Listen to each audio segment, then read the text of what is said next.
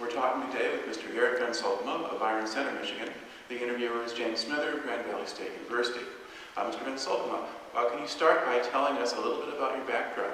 Where were you born, for instance? I was born in Byron Center. All right, and in what year? 1919.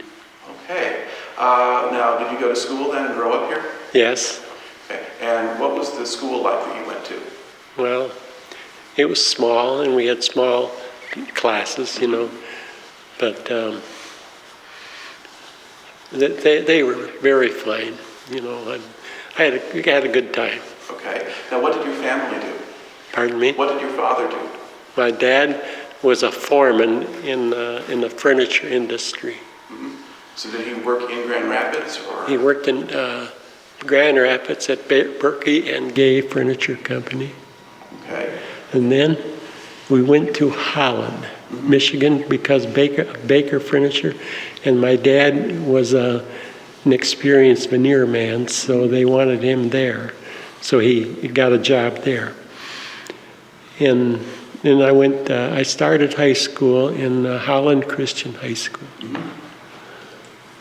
And then, did you finish high school? No. Then things were poor, and at that time, and my folks needed extra cash, because we had a large family. Mm-hmm. So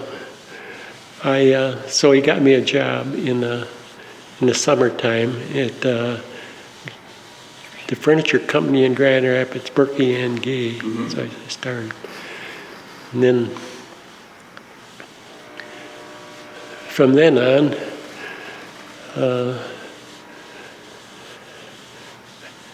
you want to start with my youth now, or? Well, you're working there now. At a certain point, you joined the Civilian Conservation Corps. Oh yeah. When did you do that? Oh, then I was about 18. Mm-hmm. So then I was there for a year, and I started in the camp in Osable, Michigan. And we fought fires, we planted trees, and TSI, timber standing improvement in the wintertime. Such stuff as that. So. And then, how much were they paying you? Do you remember? How much? How much did they pay you when you were in the conservation? $1 a day, and they gave me $5, and I gave my folks $25, still to help the family. See. Right. And so did they feed you and things like that? Keep the family going. Then why did you leave the Conservation Corps? Because my grandpa died, and they needed help at home, in Byron Center. So I was available because I was in the 3 C's, and they figured I could come home and they would pay me. Mm-hmm. Then my grandma would pay me so much a month and give it to my dad, and they'd give me some spending money. So. Right. And what kind of work were you going to do then? Then it was farm work. Mm-hmm. They had cows. I had to milk cows, and I had a plow, and I had a drag with horses. Oh, it's all horse work. Okay, it's all horse work, not tractors. Had to learn how to put the harnesses on the horses, and yeah, it was quite interesting. Yeah. And you hadn't really grown up on a farm, so no. More of that was new. Oh, it sure was. Okay. Now, when you're getting into this period, kind of 1939, 1940, and 1941, before Pearl Harbor, were you aware at all of what was happening in the world? Were you paying attention to things? Then my brother-in-law was a foreman at Nash Kelvinator. That was it's on the south side there. They left, after a while, and, they moved on to the white industries. Mm-hmm. But when I was there, then I worked in the evaporator department. Mm-hmm. My brother-in-law got me that job because he was a foreman, and he got me in there. See, so then that's where I stayed until the Army called me. Okay. And while you were working there, were they doing war production yet, or were they still? No, they were. This was after, before the war. Mm-hmm. Evaporators were part of the refrigerators that they made. Right. But in that period there, when you were working there, were you paying any attention to the news? Did you know there was a war going on? Did you expect you might wind up in it? Okay. Now then, were you drafted? Yeah. Okay. And when were you drafted? And let's see, in the summer of 1941. Okay. But then I didn't leave until a little later because they asked me if I wanted to join then, and I said no. I didn't want to go to Japan, so I said no. I knew they wanted infantry people, but, so I said no. I'll wait. And when they sent me to Battle Creek, to join the army. And all my buddies and my friends, they left me to go to the infantry. And I had to stay there, but I didn't know why. But then then they wanted me to in the armored, I guess. And did you ask to be in something different? No, I never asked. I just stayed there, and I had to stay there about 2 weeks until I had enough people to go to Fort Knox. Okay. Now, again, was this in the fall of 41? Okay.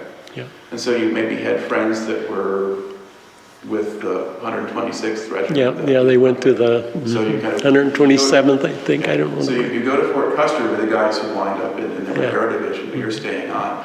Now, when you got sent down what were you doing at Fort Custer while you were waiting to be assigned? Doing KP work, and I was dodging the men that were looking for people to work in the kitchen. They fed about 5,000 people there at one time, so they were quite busy, but I kind of drafted them, and I didn't want to be on KP every day. So then you get sent down to Fort Knox. Yeah. What was that facility like? Fort Knox? Yeah, what kind of place was it? It was in the mountains, and we did our basic training there in the mountains, and it was all hill country and all that clay. Oh, that was terrible when they made us walk and through that clay in the spring, and so it was raining, and it was okay, but. How did the drill instructors treat you? Fine, there. Now, aside from marching around in the mud, what else were they having you do? Well, we had at night, in the morning, we had a open. They had to open the morning hour with stand at attention, and then at night we had closing ceremonies, and we had to listen to the anthem, and we had to salute, and we had to actually learn how to march and do all that stuff. Had you been assigned to a unit yet, or were you just in training? No, and then I went to the armored school. Okay, and where was that? That was in Fort Knox, Armored School. And learned how to fire 50 caliber and different things like that. How to shoot guns. But do you know that when we came in the army, we didn't have a thing for us to work with. They didn't have tanks. They didn't have guns. And all we had to do was all a simulation. You might say, how to hold a gun. Well, they had guns there, but they didn't have enough for everybody, and you had to learn how to do it by company. Okay. And so did you do things where you were pretending to hold a gun, or did they have wooden guns? No, not really. Well, we had guns, but no. But that was the most important thing, how to use a rifle. We had to use left and right arm and how to hold it, attention, all that stuff, yeah. Okay, but at this point you didn't have vehicles and you didn't have artillery pieces or anything like that? Didn't have hardly anything. Okay. Now, how long did you stay at Fort Knox? until we were through there. And then we went to Fort Benning to the 2nd Armored Division. Okay, but in terms of a date, do you remember about when they sent you down there? I can't remember that. It's about 67 years ago. Sure. But I don't quite remember. Do you figure it was still in 1942? Well, it was in 42, yes. Right. Yeah. So you've been summer or fall, or it's warm down there, so it might be hard to tell. Until we went on maneuvers, went down to Texas, or went down to Tennessee, I think, and all this was all done. No tanks, no nothing, just trucks to haul us around. That's all we had, is a few trucks. Each there was enough men. We had enough trucks for our company, and stuff. And all of these maneuvers were mostly, they'd put us in an area, and then in the middle of the night they'd tell us to move, and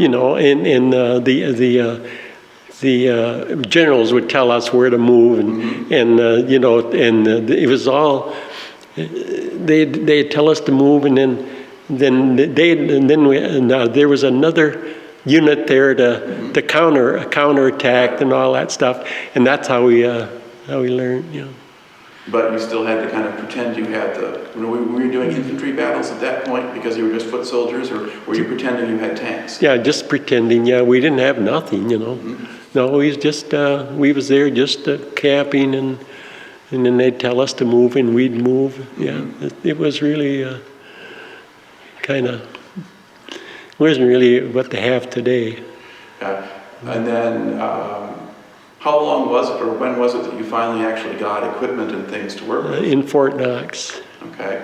No, not in Fort Benning. Okay, so Fort Benning. Yeah, Fort Benning. All right. And then what specific assignment did you get when the equipment finally comes in? What unit are you assigned to? I was with the ammunition battery. I bring ammunition to the front. Okay. And what kind of equipment did you have, or what kind of vehicles did you have? Then they gave us these half tracks. We had they didn't have no ammo either yet, so we just had our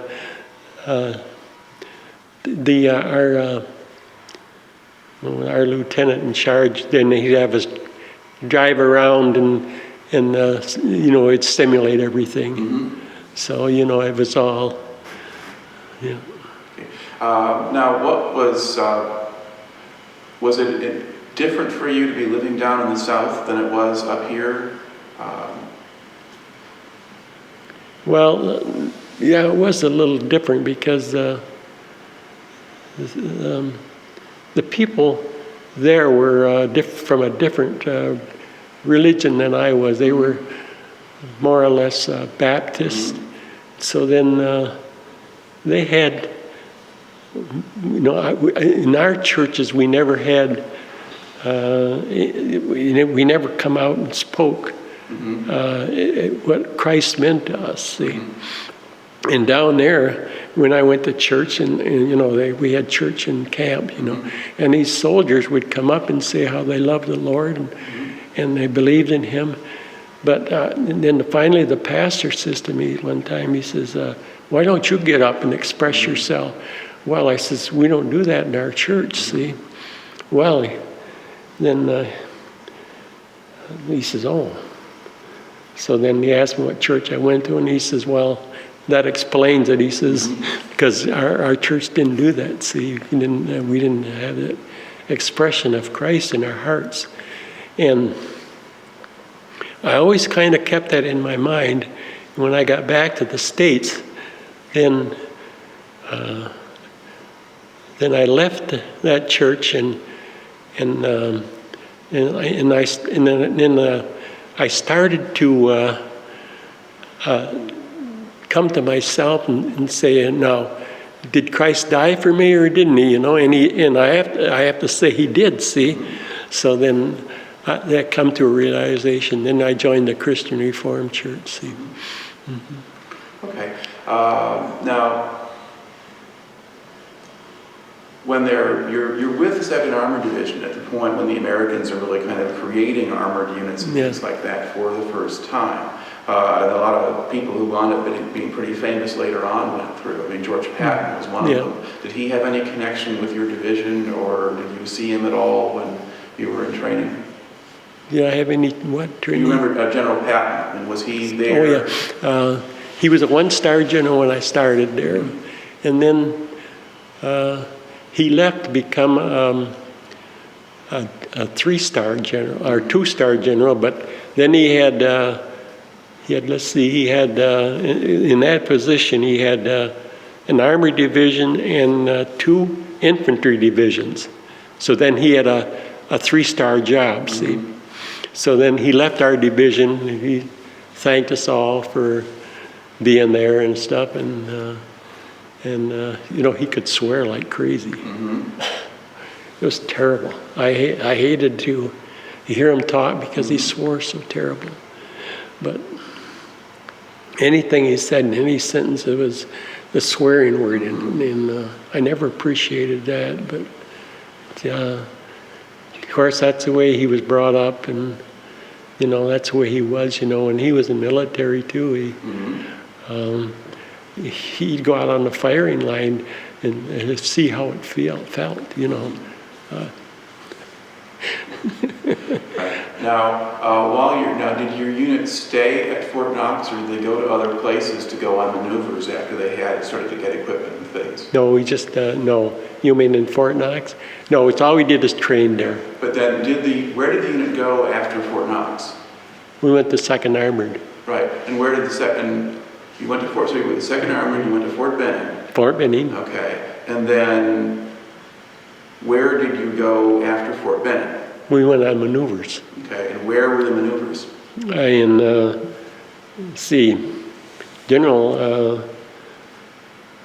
General Patton was still our commander yet, and he had us go to different. We was on maneuvers. They call that maneuvers with different units, and they had battle formations and everything, and we had to simulate everything. Okay, but did they do all that at Fort Benning, or did they go to other parts of the country? No. Went to Tennessee, I think, that one year, and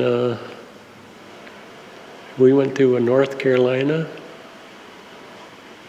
maneuvers, Tennessee maneuvers. Did they send you west? I mean, did you go to Texas or California? No. See, General Patton had charge of that later on. That was his cup of tea, or whatever you call it. Okay. Now, how long, do you remember, about when was it that they sent you over to Europe? In 42. Okay. Well, did they send you to England, or did you go to North Africa? No. We was 23 days in the Atlantic Ocean. Every 5 minutes we'd change course. It took us 23 days to get there, and I saw icebergs in the Atlantic. You know, went north, and then I saw all that, and I saw those I don't know, dolphins, or what do you call them? I saw them fly out. Had you ever been on a ship before? No. Okay. And what kind of ship were you traveling on? I think it was a wooden ship. It was a banana ship. We call it a banana ship. It was, you know, in them days we didn't have ships either. You know, we had to go on the cheapest things they had, you know, anything they could find. Well, some units went, the men went on ocean liners and things. They were on big ships. But did you have your equipment with you on the same ship? Or? No. Okay. You went separately. And, you know, when we went, we jumped off at New York, you know, and I saw the Statue of Liberty, and, you know, and I went through the channels there. And okay, so that's getting you up to where you're going to cross the Atlantic then. So, yeah. So when you got on your banana boat, where did you get on it? Was that in Carolina, or was that in Georgia? Or? No, in New York. Yeah. our outfit, like we did a lot of training in Norfolk, Virginia, for our training for putting shrouds on our tanks and stuff. So that was in North Carolina. And when we were there too, one of our half-tracks were caught in the when the ocean came in, you know, the tide, yeah. and they were starting to, and that tide was starting to push our half-track over.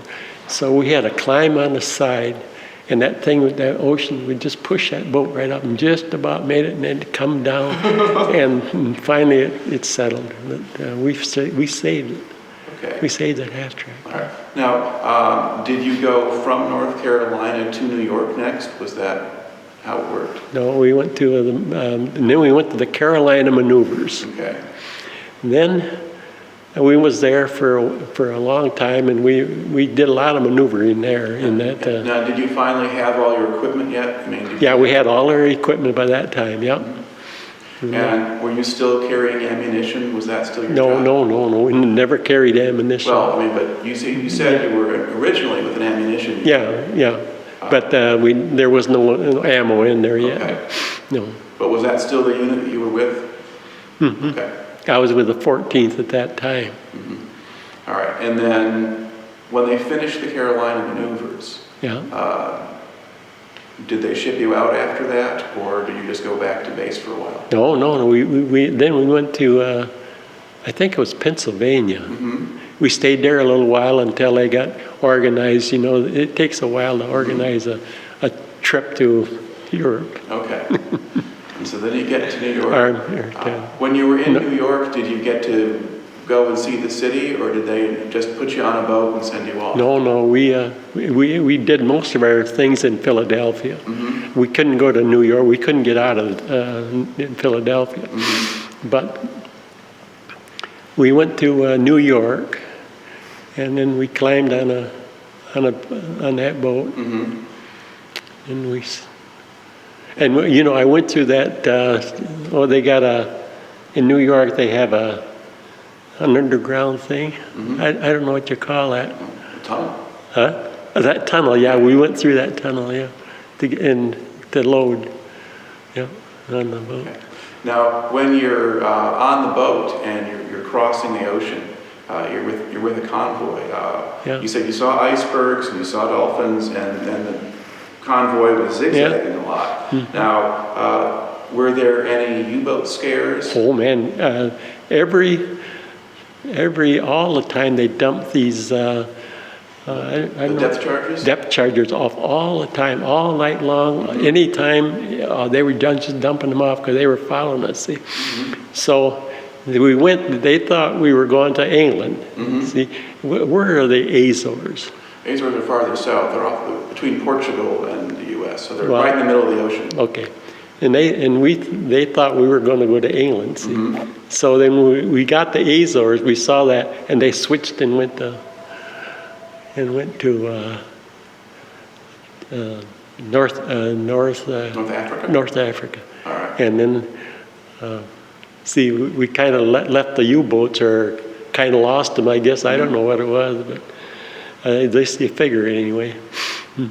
Okay. Now then, did your unit then go to North Africa? Was that? Yeah. Okay. Now, what did that look like? I mean, well, you know, they give you a different story, you know, when you go there, all the ladies are decent, you know, all that stuff, you know, but they're old, you know. I mean, it's an old country, and see, our job was to capture the Moroccan. Well, see, the Moroccan soldiers, see, they were with Hitler.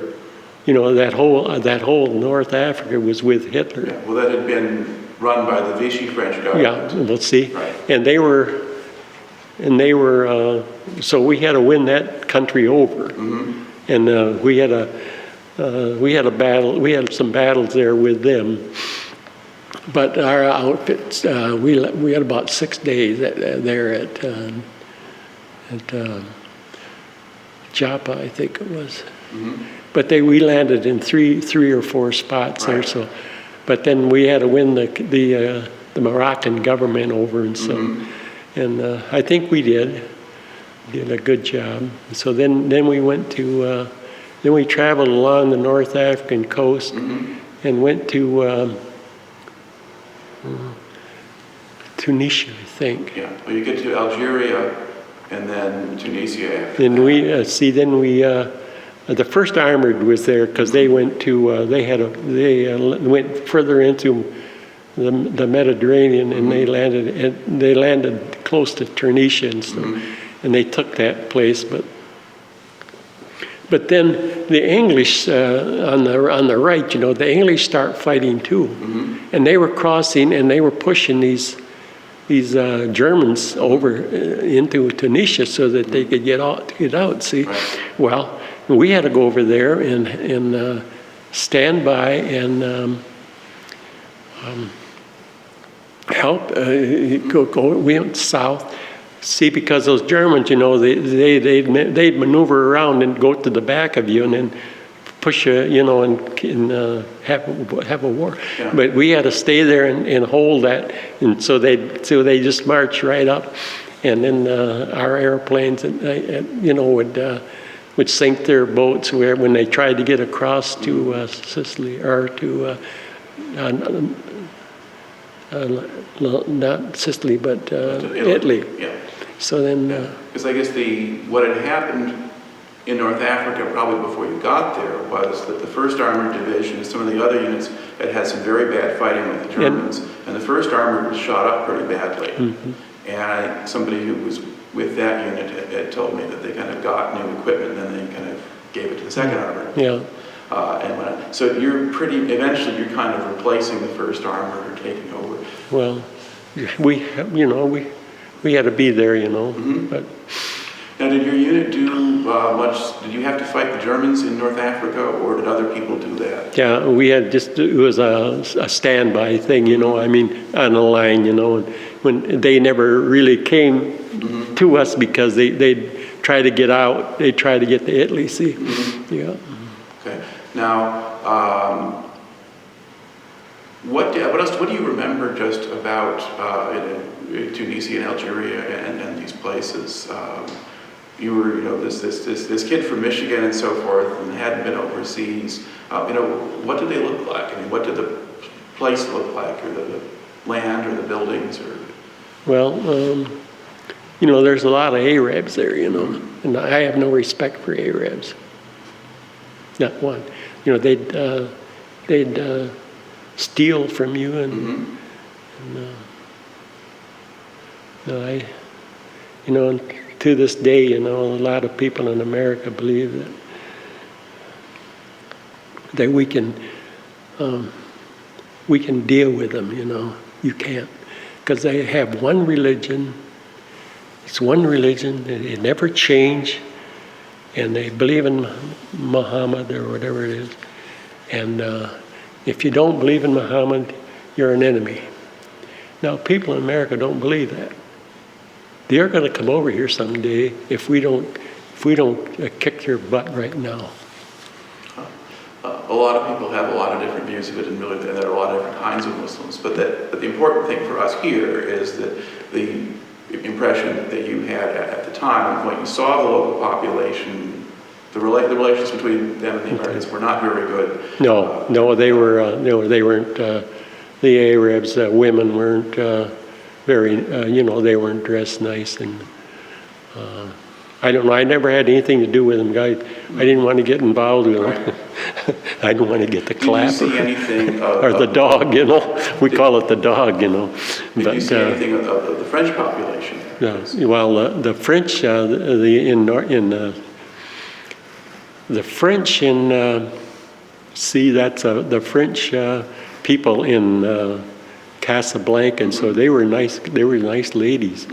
They were, they were pretty classy, but the Arabs ladies weren't. Okay. Now, how long did they have you based in North Africa? How long were you in North Africa? Well, see, we had to go to Tunisia, and when that war was over, okay, when everything was pretty well cleaned out, and we started assembling to fight in Sicily. Right. So then we were the second boat loaded. Okay. So I was in that Mediterranean Sea quite a while before that, before they got everything assembled. But we were strafed and bombed quite often, with the Germans, because they were close by, their military and stuff, their airplanes. But they finally got together, and then we was in one of these flat boats. Our whole battalion was in one of these flat boats, LST. The LSTs that have the big doors that open up in front. They flap open. Right. So we we finally got to Sicily, and the doors dropped open, and it dropped us right on the beach, which was perfect. But once we got there, then them aircraft came, and we weren't loaded yet. They shot at one of the planes, and that pilot, I can still see. We were on top there, and you can still see him laying on his instruments in front. I don't know if he was dead or he was shot, and he headed right for the boat. And before he could land there, that airplane dropped and just went right in the ocean and went right down there, and it all came up as a little oil. So then that's before I got off the boat. But then when I got off the boat, then we just got off the boat, and another airplane came by, and there was an anti-aircraft gun there, these like this, and they were shooting, and they dropped a bomb on them, and I saw men floating in the air from that battery, and so then the guys on the boat thought that we got it, because we had our ammo and everything on it then, and so then they saw me at the camp where we were supposed to settle. Boy, we thought we lost you. He said, no. I said I was okay. Well, did the boat itself explode? I mean, did the ammunition on the boat blow up along with everything else? Oh yeah, we went. The boat. They had all our ammo and everything. If they had dropped a bomb on it, everything would have went. But it was. Now, at the landing, I mean, were the Germans opposing you when you landed, or just on the ground, or just in the air? Well, they let us go in about. They're in one town, and. See, we had General Harmon, I think, was our commander at that time. And he says everybody, all the units could go on the hillside. And so they knew that they were, we fought with Rangers at that time. I don't know if you remember anything about the Rangers. Oh, we just had a lot of respect for them guys. So, because they were good fighters. Right. And so he says, to put your tanks up there and wait. So then there was 6 German tanks that came down, and when they went by us, we shot them from the rear. There were 6 of them, and we got every one of them. And they landed just about by the when we got them all, they all landed right there, and they were and they were almost by the beach, and then they were going to cut our units into, and but we got them between our units, we got them all, so we got our share of them, and. Now, did you have support fire from the Navy? Were the Navy ships shooting too? Yeah. So when I was in we was in Tunisia. Then there was American lieutenant came up to me and he says, "Do you know how to shoot a .45?" I said, "Yes." He says, "None of our men know how." So he says, "Will you show us how?" So then I showed him, and then I pulled the actuator knob back, and I shot one bullet, you know. And then I pushed it back real gently, and I said, "Now there's a shell in the chamber, so don't mess with it, you know." Oh, he says, "Thank you." And then he says, "I pull this back?" I said, "Yes." And I says, "There's one in there already." I says, and because you know they put one automatically in there. So then I told him, I says, "It's ready to go." So he looked at it and he says, "Well, thank you." So then I left, and that's how I got acquainted with a Navy lieutenant. But, yeah. Okay. So after that first action there in Sicily, what did you do next? Then we went up the road, and they introduced about 6 P-38s, and we advanced quite fast towards Palermo, see, to conquer the area we were supposed to. General Patton was our commander at that time, you know, with the unit, with the whole unit, see. And so then, so we were advancing, and I think it was 6 P-38s came and started strafing us. And we threw out every, we were supposed to throw out certain, they call them, they throw out yellow and white and so. Okay, so smoke grenades? Or? Yeah, smoke grenades. And we threw everyone out at us, and they kept strafing us. We finally knocked 3 of them out of the sky. And boy, they says, "We didn't know you were that far advanced." You know, these airmen, and yeah, I says, "Yeah, you were." Now, when did you communicate with them? I mean, we couldn't. That's the only way we could communicate, because at that time they didn't have. See, later on they got a military man from the Air Force with our division. See, but at that time we didn't. See, so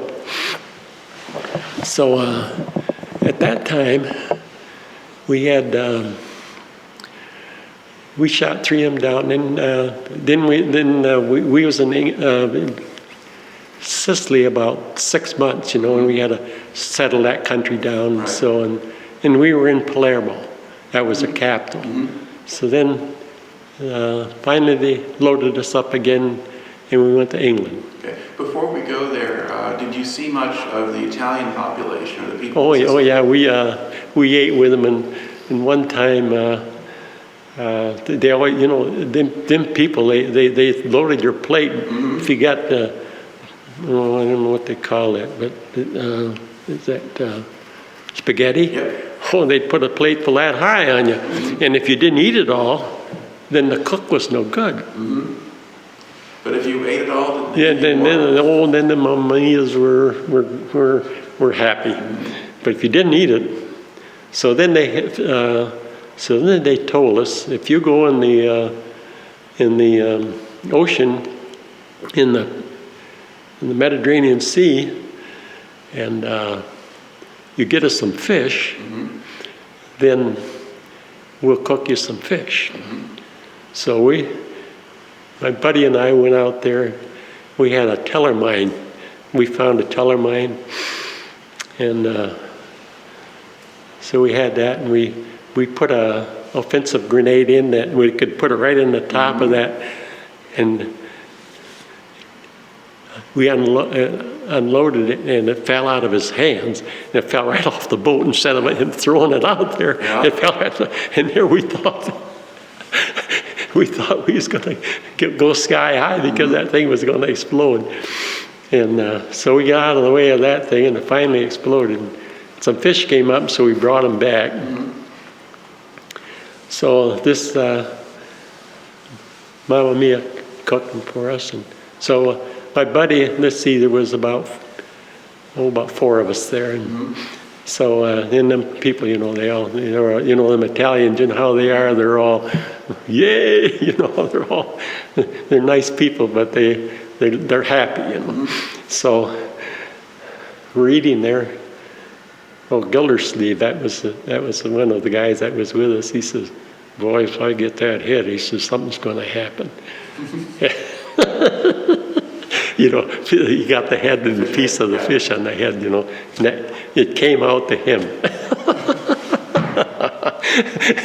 He didn't say nothing, but no, they cooked. They were really good cooks, and that's the only time I ever ate with these people too. So I only ate with them once. But they were good food.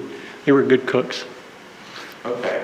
Yeah. So once you finished in Sicily, then they sent you on to England at that point? Yeah, they sent. Now, what do you remember about that sea voyage?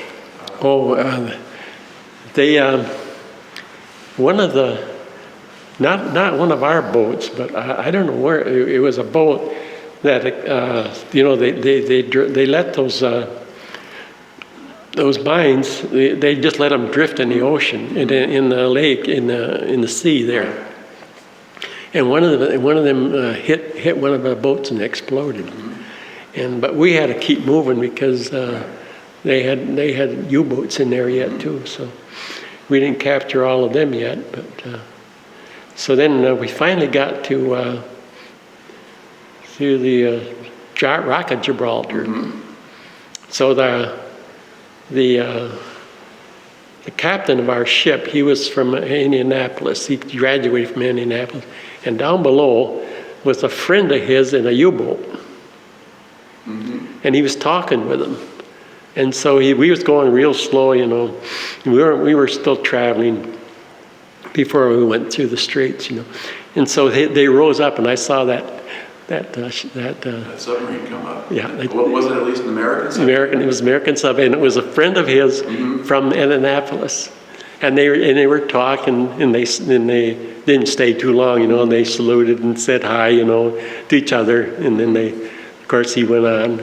That was kind of nice, yeah. Okay.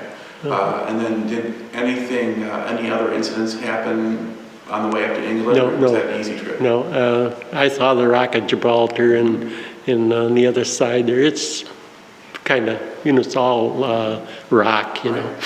And so then we went to England, and so before we got to England, we had inspection, you couldn't go to England with if you had the dog, And 5 guys from our outfit had it, and they had to stay on a boat in the ocean. You couldn't even go to England until it was cleared up. So. And when you got to England, do you remember where they landed you? What port you went into? Yeah, I was in. It was, I think, Glasgow. It was in Scotland. Scotland, yeah. Yeah, and then we went to the Tidworth Barracks. It was it was a barracks for the Queen's Guard, and so we were our unit was in there, our battalion. But I forgot this year in Sicily, I was with the 14th Field. We landed there, see, but then the 17th didn't have enough ammo men there, so the first sergeant sent me there to be with that, to be the unit, and so I was there for quite a while, and so the commander of the 78th says, you can go back to your unit now. I says, well, I'm not crazy about going back. I says, they're always sending me here and there, and I says, they aren't keeping me in my unit.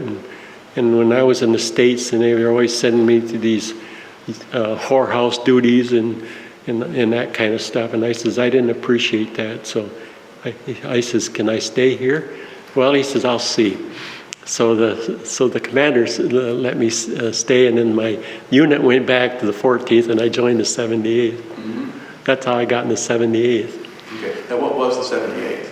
That was the same outfit, but they didn't. The same outfit was that we were in, but they were the same outfit. Right. So, well, was the 78th the regiment, and then these were the 14th and 17th battalions? Yeah. And so you went from one battalion to a different battalion? Yeah, to the next battalion. Okay. And then I was with the headquarters company and with them. So were you with the headquarters company for the regiment then? No, it was just the company, okay. just the headquarters company. Okay. No, I wasn't with the regiment, no. All right. No. Now, what kind of training or work did you do while you were in England? In England? Mm-hmm. We had to go on maneuvers. Mm-hmm. We had to keep in condition. Right. So we had every week we had to go out on problems. They call them problems. So we'd go out in the countryside, and if we cut a tree down, the government would have to pay for it. Mm-hmm. If a limb fell down, we'd have to pay for it. And, England was really after the money. How much contact did you have with the people in England? I had a girlfriend there. And I went to London, and I found a girlfriend there for a while. But I just told her, I says, I'm with a unit that's going to go to we're a fighting unit. I says, but those girls, they wanted to come to America too, and I just told her right out, I says, I didn't want to pursue any of that kind of stuff. So. Now, what kind of condition was London in while you were there? Oh, it's beat up pretty bad. Mm-hmm. Yeah, when the Germans would come over, and they had control of the air, at that time, and they'd come in and bomb. They'd bomb Edinburgh and all those places where they made their tanks and stuff, and then if they'd have bombs left, they'd go down the Thames and they'd go to London, because it was an easy route, and they'd just drop their bombs. And we were in London once when they came by, all them German airplanes came by, and they were dropping bombs, and we were outside there, we were watching them, and boy, they says, get down there, and these guys that were out there, fighting fires and stuff. Get out of here! He says, get in the subway tunnels. Yeah, in them tunnels, where their trains went. So we had to go down there, and if we stayed overnight, we had to go down in the tunnels, and sleep and stuff. And, yeah. All right. Now, at a certain point, you get ready to head over to the invasion of France. Yeah. How much did they tell you before you loaded up on the ships? What you were they just told us that we were gonna go there, and we were gonna go there, and we were gonna go there, and we kept going. We was there about 6 months, and that's all we heard was we was going over. And so finally one Sunday, we were in church, and then they said, prepare yourself, because you're leaving tomorrow morning for the beach, for Omaha Beach. And so, we sat. I watched and just sat there at night. So we were down there, and it was in a little place there on the bottom. It shows on the map where we were, where we jumped off. But we were there, and a big storm came up in our division. Mm-hmm. They jumped off anyway, the infantry did, see. And we couldn't get in because the waves were 4 or 5 feet high, and they'd go into our shrouds, So they wouldn't let us go in until D2. Mm-hmm. And So you're actually landing then on Omaha Beach 2 yeah, days after you get we couldn't go in the first day or Right. second. So then we finally came in, and that Omaha Beach was just like that. It was really steep. We couldn't. They had a mat there. They had a road there for us, and it was they had it. The engineers had it down pretty good. So we got up there fine, and we got to our area, and the area wasn't clean yet. So we had to clean the Germans out of our area. That's how close it was. And so there was a German lieutenant up there, and he was directing fire for their artillery. So he was, he got it. That was the end of their shooting for a while, I guess. I don't know, until they got somebody else. But anyway, we got him, and then we settled there. We got settled there. All our units got in there, you know, and stuff, and our division. So then, St. Lo, we had to clean out. We fought there all in the Upper Peninsula there. I don't know what you call it, but it was up there. The Potsdam Peninsula. That's the one Yeah, up where yeah. We cleared that all out first, So you're fighting. but we didn't clear out near St. Lo. That's where Rommel had his headquarters. So that was our one of their big battles. Now, what was it like for an armored division to fight in that kind of country? Because you had all the hedgerows and stuff like that. Yeah, hedgerows. Let's see. One time in a hedgerow, it was early in the morning, and we came there and we just got settled. And there, one of these, you know, they always the airplanes. The Germans always shot in the morning and at night with their airplanes. That was part of their artillery. See. Right. So, lo and behold, we heard one of them bastards come. So my buddy and I, we were about that far apart from each other, and that guy missed our half track and went right over the top and landed right in the hedgerow with that, and you know what it was? A dud. The ammunition was a dud, and there, the end of it was laying out. But when that thing went by and shot up, I was off the ground that high when that thing went whistling by, and we were both saved. So that was one of my experiences with in the hedgerows. Yeah. And then when we got to St. Lo, we were gonna then, and when all this was done, then we had to go and try to capture Rommel's headquarters. Well, there was about they said there was about 80,000 Germans in there, and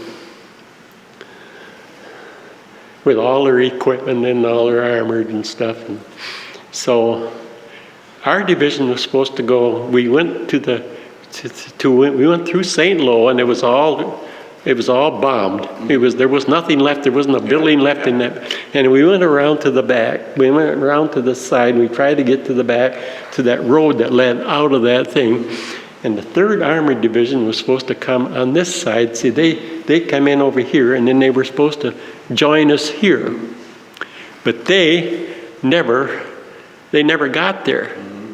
So we never got the road closed because they didn't help us close it, see? So there we sat, and we sat there for a week, and there was so many dead American soldiers in there, and they asked us for a truce to pick up the German soldiers and the Americans. They had a day to do that. So that's what they did for a day. And but them Germans, they were sneaky too. They crawled up in a ditch, and that's where we were. So they got that. We got everything cleared up, and then they start fighting again. But we never closed that road. We couldn't. But then they sent about in North Africa, the Air Force sent a bunch of planes to come over there and bomb that place. Right. See?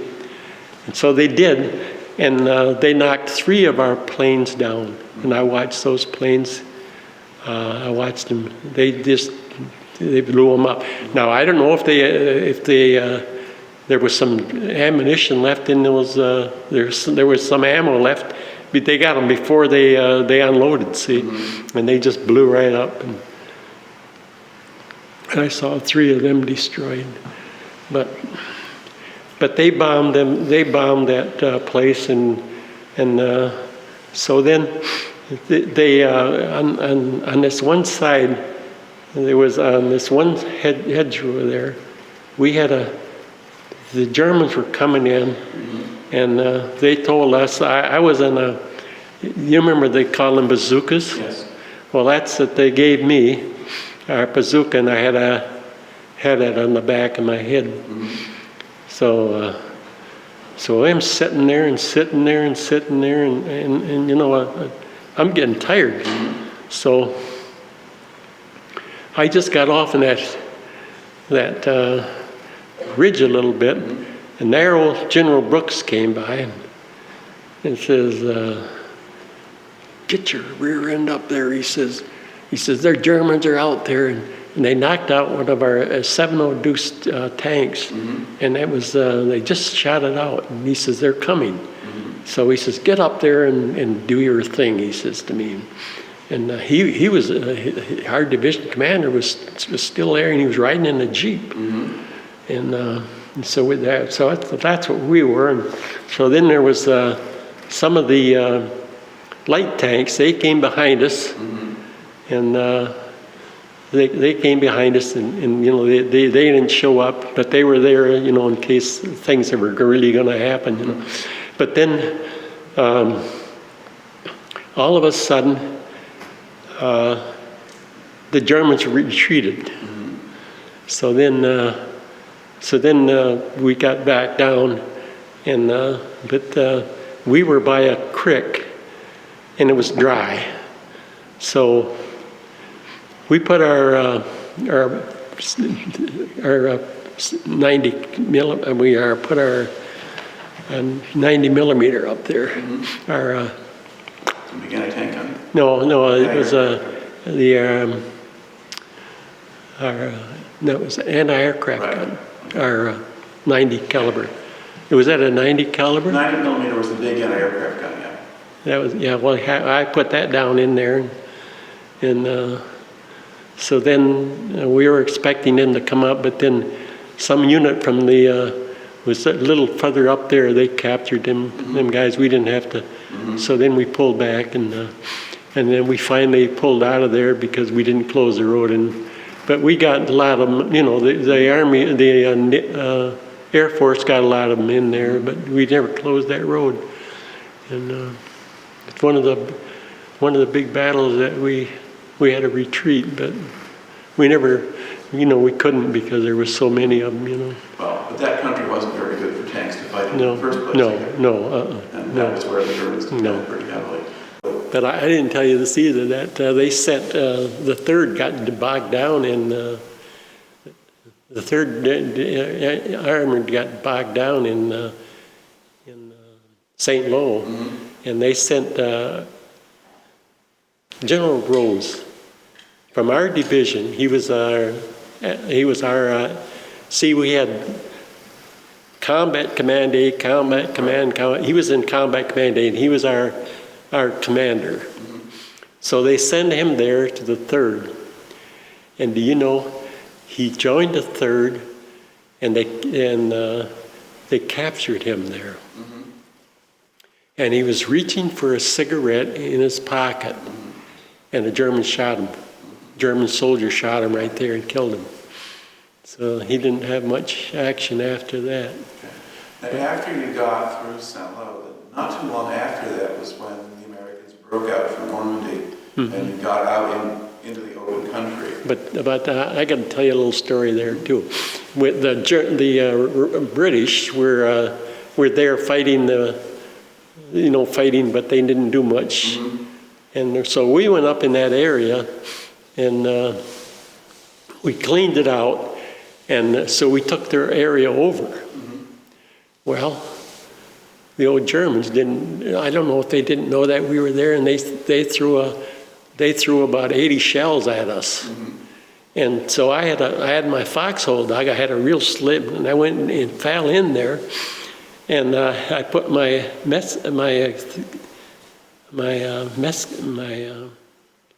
musette bag on top of me.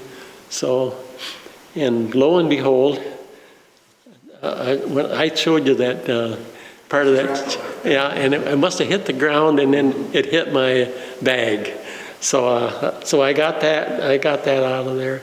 But yeah, that's the action that we had there. But then from then on, there was then we went to the Netherlands. We captured Maastricht, and we went to the Netherlands. That's a lower part, and the British was on top of us there. And so then we went to Hasselt.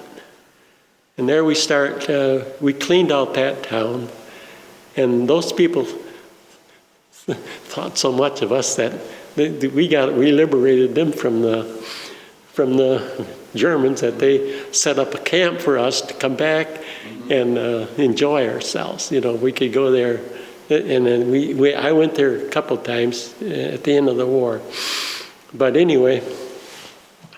So then sometimes we'd fight 40 miles a day. We'd just go, the Germans would just retreat from there. Advancing across France. Yeah, they went really across until they got in Germany, and then they start fighting again, but then we finally, went maybe 10 miles, and then they'd drop back, and they'd drop back, and sometimes we'd go 40, 50 miles too, and that our armored division we'd have to get ammo, to bring back up there. So we had to go there, and we'd have to find them too. So, but then the MPs would tell us where to go to. Our MPs did, and so they got to the Elbe River. And there we met the Russians. They got across that river. We lost our division put 3 tanks across, three of their tanks went across that river, and then they captured them, but they didn't. They just sent our soldiers back, and they just says, go back, and don't come back. So the Russians captured? No, the Germans did. The Russians weren't there yet. Okay. So then I think the Russians must have captured those tanks because they didn't shoot them or anything. So then we got them back, and then the Russians finally came over, and they had a big dance. They got there. They're on their feet, and they were showing us all their goodies, and there's something else. Now, in your collection of materials, one of the things that you have there is a Purple Heart medal.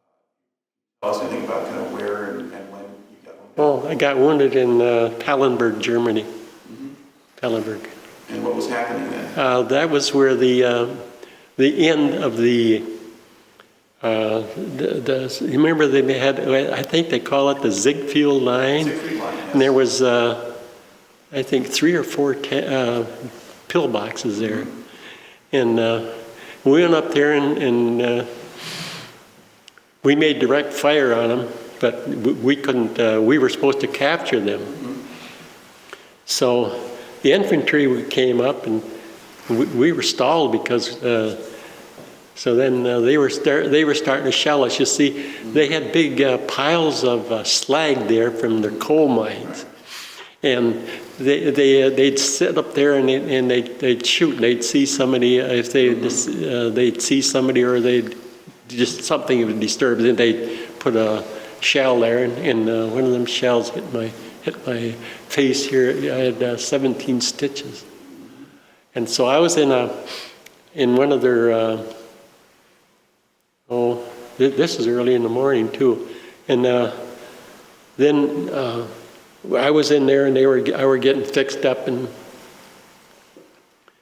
boy, that doctor says, boy, if that had been an inch further, you'd have been gone. Because, they got my arteries and stuff. So he said, you were lucky. He said, yeah. I didn't say nothing because I couldn't talk. I was it was like this. I don't know how that ever happened, but it was like that. And for the longest time, it was kind of numb there yet, because some of the nerves got damaged there. But they all came back good. And do you remember how long you were out of action? I was about a week. And then, do you want to go back to your unit? Yeah, I said, yeah. I thought, boy, here I'm going to go on to some other unit, and I didn't want to. So he says, well, you'll have to catch a truck, and he says, get back to your unit. They told me where it was, and so I got back to my unit, and they captured that thing, but they never told me how they did. But they must have bombed them or something, because they were from the First World War, so I don't know how bad they were. But, so then that's where I got wounded. Okay. Now, the 2nd Armored was in a lot of fights in a lot of places, moving around a lot. One of the areas where they got engaged was going to be in the Battle of Bulge. Oh, yeah, we were in a bulge. Can you tell us about what was going on? Yeah.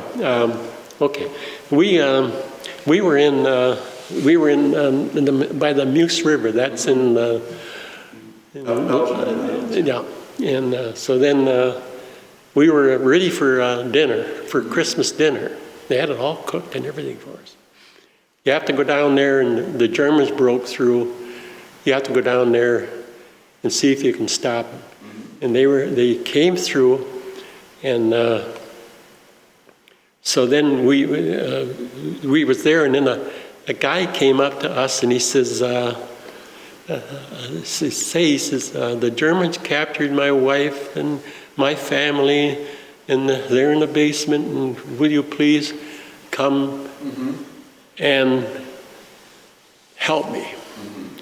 Yeah, climb in the Jeep, this sergeant said. And so he climbs in the Jeep, and he turns around and goes up the road a little ways, and they start shooting at him. And he jumped out, and he got a bullet through his hip, grazed his hip. But they got that guy that came. They got that immigrant that came, and they killed him. But we lost our Jeep there. So that was our start there. So we knew that we were in some, going to be, the Germans were tough, They were SS troops. So now we had General Harmon there. That was before he left our division. And he said,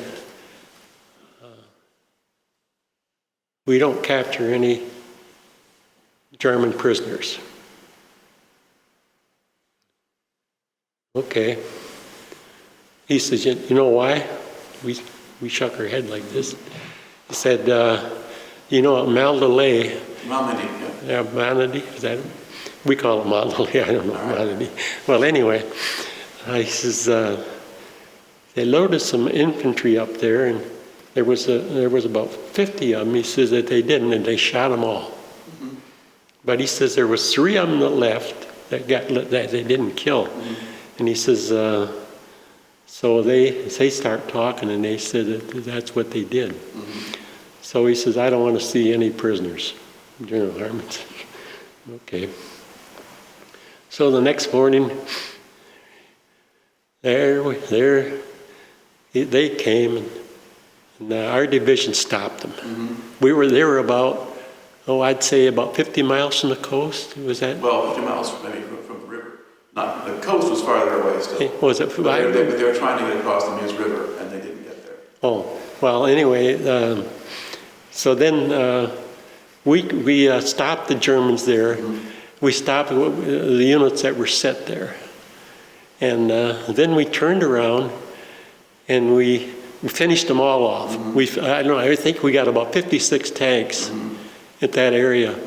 And so then we moved right straight across to St. Vith. Now, and then we stopped there and we regrouped. Right. And then we went to Liège. And we stayed there a while. And did you go to Maastricht up from there? And then we went to Maastricht, and then we went to Germany. Okay. Now, you talked a little bit about the Dutch people greeting you in the Maastricht area and so forth.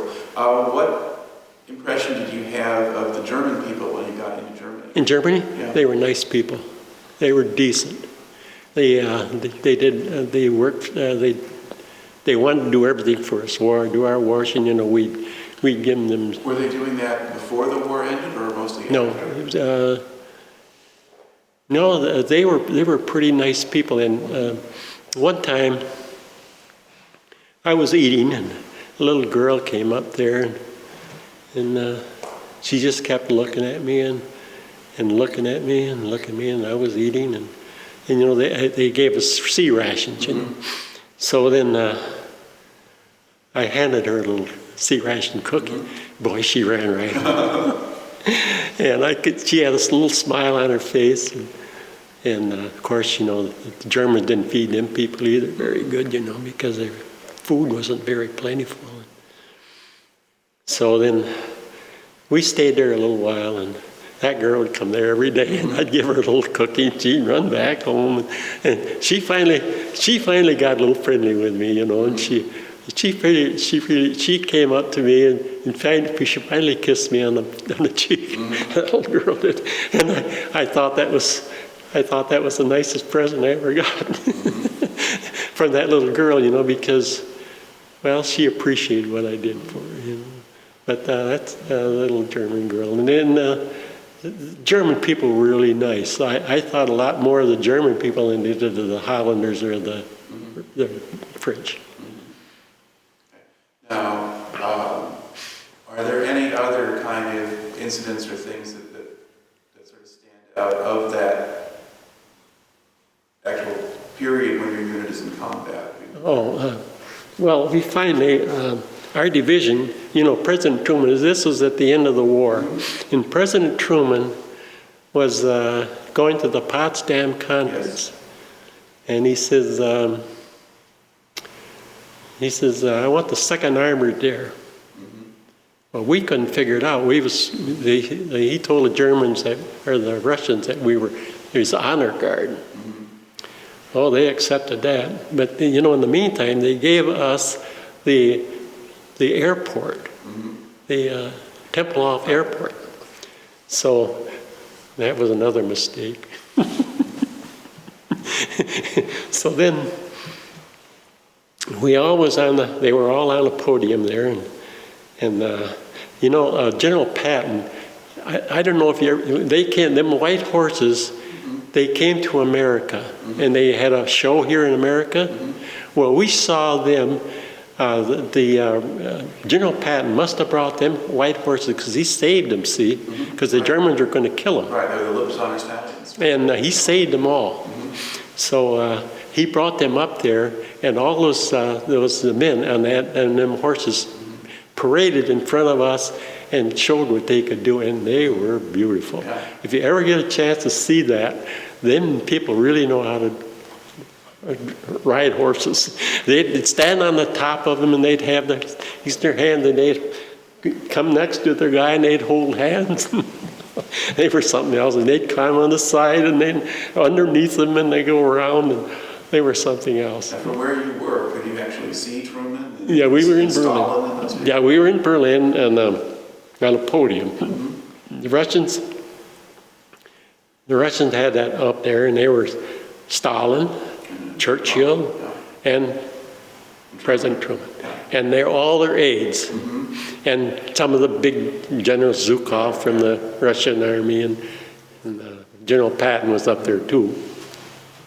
So we're sitting up there, and we're all passing in review, you know, and we had these horses, and then the Russians had a pass in review too, you know, and they were soldiers and had to show off their equipment and so on. So we had to do ours, and it was quite a show, you know. So then one of our half tracks from our unit came by, because the tanks and stuff went by first. So then he gets off the podium, he stops the half track and gets in it. Patton does? Yeah, no, General Truman. Yeah, President Truman. Okay. He gets in there, he says, "Take me to the airport." He gets on the airplane and he takes off for America. Yeah. Now, did your unit stay in the Berlin area, or did you go? Yeah, we stayed there for quite a while. We until they moved us, you know, because they had other units in there. We were the first units in there, see, and the Russians were still messing around in our area too yet, you know, because they gave us the area in French and. And so they were still in there, so we wanted them all out, you know. They made sure that we had the airport straightened out too. And so when when General Patton got back to America, he says, "Let's go over there and kick their butts." Oh, the press got a hold of that, and they just about destroyed Patton. You remember that? Well, Patton Yeah. got in trouble a few times, and that was the last and so then we got back, then they let us go, and we got back to I don't know, we had a load on a boat. I don't know, it was out there someplace in France. Right. Or something like that. Yeah, and one of them places. The Americans weren't acting that decent either. They had bands there, and you know, we was on the front all the time, and we didn't appreciate it. We didn't appreciate that American music too good, you know, because we was with the old, you know. So we never paid much attention to it. So we finally got on a boat, and they were gambling like crazy, and. So, no, before we left too, they made us, they didn't make us turn our money in yet. So we got on the boat and they were gambling, you know, all the soldiers were gambling, you know, they were going to America, you know. So there was, they were gambling. I didn't gamble because I didn't drink or gamble either. So there's one guy there was two guys that was left. They had old piles of that money, you know, that from the Germans and the Americans and you know everything they could get it from the Russians and so on. So they gambled for that whole pile on our boat. And then one guy from I think it was the 68th that got it, but not from the 78th. But we watched that, you know, watched them gamble. I never did. And so then we got to America, and we landed in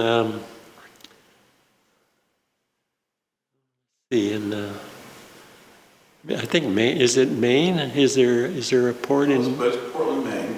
You might have gone to Maine, or more like Boston, or? Yeah, it was Boston. Boston. You know, I had to bring that out. So, and the band played there for us, and we got out, and we had our first meal, and oh man, they fed us like kings, you know. We went what do they call that place where you can buy stuff, you know? An American. What do they call them? Good soldiers? No, they had a place where the soldiers could buy stuff. So PX? PX, yeah. They could you could buy anything you want, watches or anything. And so we stayed there for a little while, and then I was in Fort. It was in Pennsylvania, where I got discharged. And that man I had that gave me my discharge, he wasn't very good. I tell him a lot of stuff and he never wrote it down. And so I was 13%, what do you call that, 13%, like they call it, you get a little pension or something.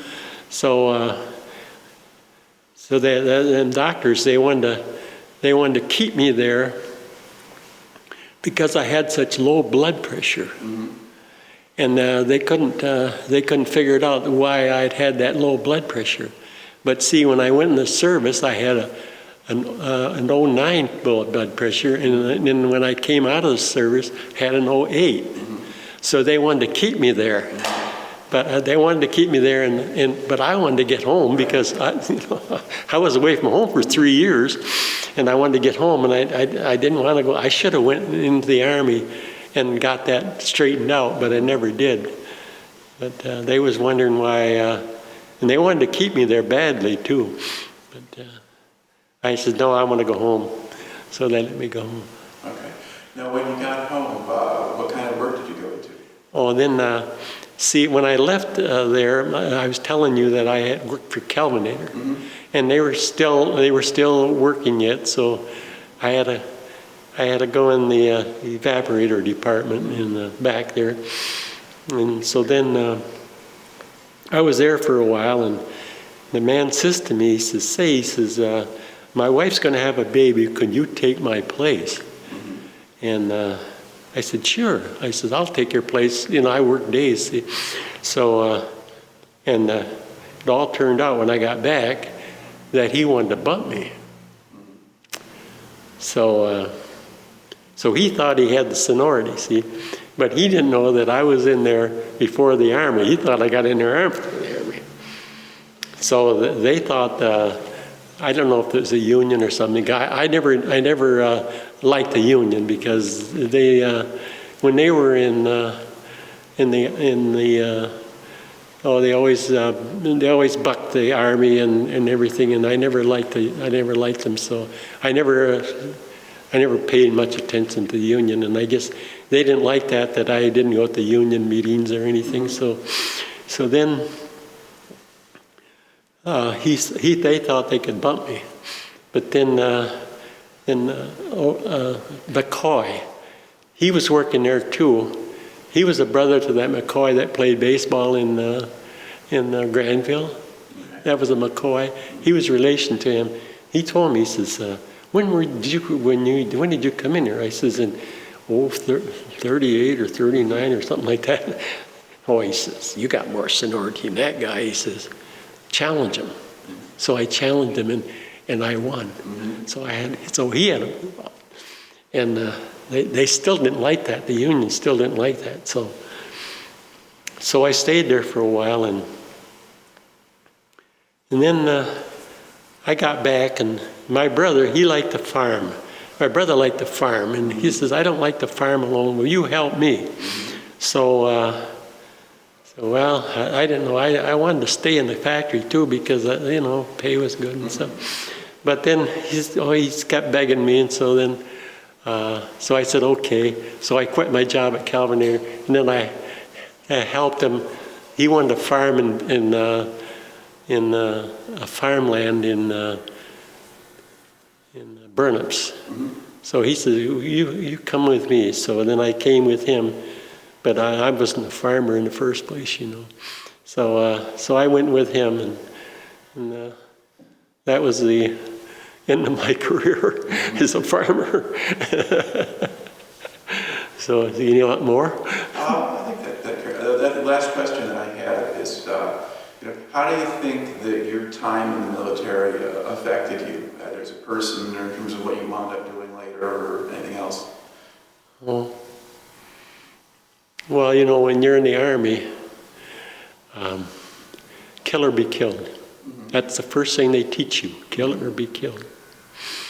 And when I came home from the Army, well, it took me 4 years to get rid of that desire to kill. You know what I mean? And it was, you're taught that, and you're taught that, and you're taught that, and that's all they tell you. And General Patton taught us that, and I had to get rid of that. Right. And I had girlfriends, and I just dumped them, and I just didn't care and it took me 4 years to get rid of that. It took me 4 years to get rid of that. And how did you work through that? I went to church, and I went to Jesus, and I asked him for help, and I went to church and Sundays, and I finally met my wife, Fanny, and then, yeah. Very hard thing to do when your religion has always told you. But, there's a lot of soldiers that got out, and the first thing they did is got married. And first thing you know, they were fighting with their wives, and they were hitting them, and, that's what they were trained to do. And they never got rid of that. And to this day, I'm still calm, as collected as can be. I never reject what I did. So, yeah. Well, thank you very much for talking to us. It's a remarkable story. Is it? Yes, it is. I didn't think I had much of a story. Certainly did.